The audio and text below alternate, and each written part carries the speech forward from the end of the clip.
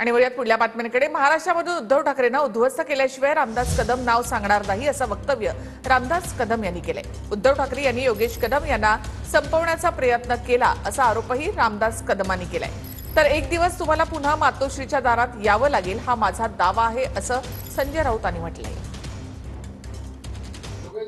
ज्या पद्धतीने उद्धव ठाकरेंनी अन्याय केला,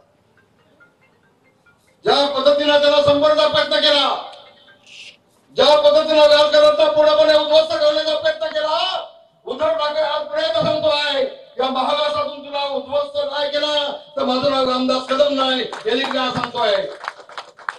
सांगतोय। तो आमच्यामुळे उठलाच ना। रामदास कदम यांनी उद्धव ठाकरेंना उद्ध्वस्त केल्याशिवाय नाव सांगणार नाही असं बरं करू द्या।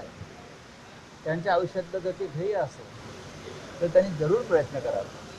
हे तुमचं जे फडफड नाही तात्पुरतं आहे, सत्ता आहे म्हणून तुमचं फडफड नाही। एक दिवस तुम्हाला पुन्हा मातोश्रीच्या दारात यावं लागेल, शिवसेना भवनाच्या दारात उभं राहावं लागेल।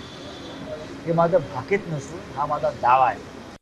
आता एकीकडे म्हणतात मातोश्रीचे दार बंडखोराला बंद आहेत, गद्दारांना बंद आहेत, दुसरीकडे म्हणतात की मातोश्रीच्या दारावर यावं लागेल।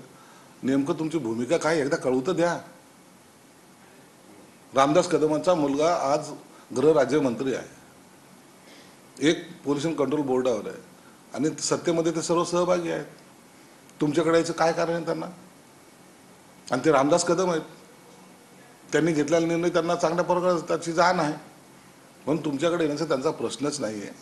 हे फक्त त्यांच्या पक्षातले काही लोक जे काही बाहेर चाललेत त्यांना अडवण्यासाठी नवीन वातावरण काहीतरी समीकरण तयार करण्याच्या भानगडीत ते पडतायत, परंतु असं काही होणार नाही।